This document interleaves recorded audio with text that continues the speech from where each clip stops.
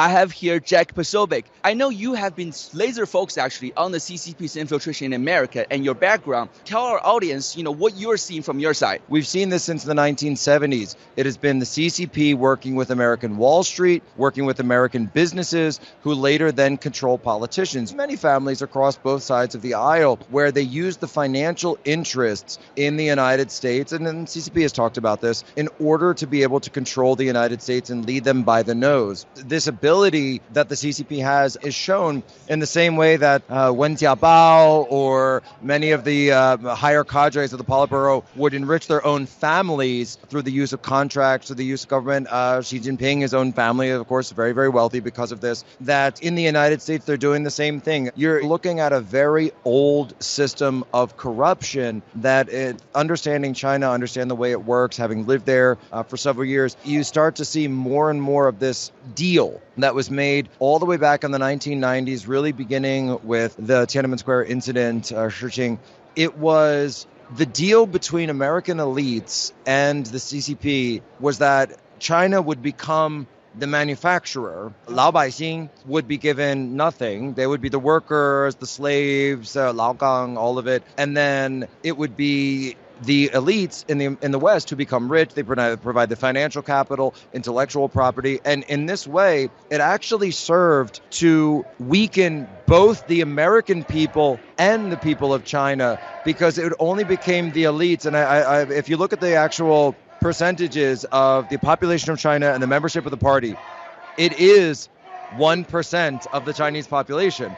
And so 1% versus 99%, and this is the same phrase that was used by liberals actually a decade ago here in the United States to discuss the regular people versus the elites. And so you see this in every industry, from technology to pharmaceuticals to Hollywood, entertainment, increasingly now in sports, NBA, NFL, pro wrestling. John Cena, he calls Taiwan a country and then immediately has to apologize. And in every industry, even with the World Economic Forum, they have been completely and utterly, and by the way, I don't call it infiltration. I don't call it capturing. What I call it is a merger. It is a merger of the elites of CCP and the West, but also increasingly now under Xi as the chairman, that Xi is looking to make the CCP the senior partner in the merger. And this has made the Western elites very upset, very angry, because they want to be senior partner. How do you think America can help ourselves? How do we help our country to rid all of the traitors who are betraying America, who are working with the CCP? Well, we have to keep exposing them one by one, working with CCP agents and doing many things with CCP agents. We need to expose every one of them. And I believe it is that shared value of the belief in Christ, working with the underground churches in China, as well as with the Christian movement here in America, because there is a reason they target God.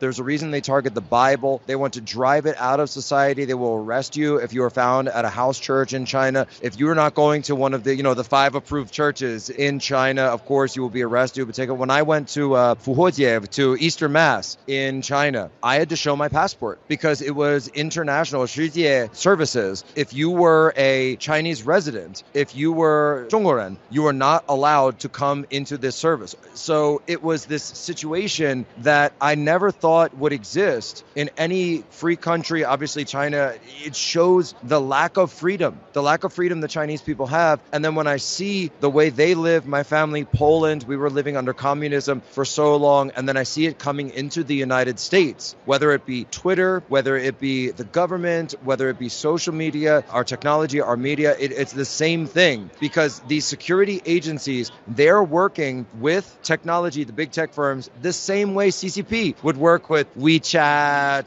Baidu, and Douyin, and this is the exact same way, because they are the ones, their name is not on the document, their name isn't on the chart or the hierarchy, but they are the ones in control, and this is what we have to understand. Well, you saw this in the recent protests against Dabai, the protests started in Shanghai and Guangzhou, and the Chinese students internationally, both in the United States, you saw this in Japan, you saw it across Europe, in Canada, Toronto, Vancouver, they came and protested to show their support for the protesters inside China. And people need to understand that these movements, when they're able to join, when they're able to link up, when they're not being censored, whether it's in China or the US, they actually show that the people of China do want to have that level of freedom, but also shows the strength of the persecution and oppression by CCP across all citizens of China.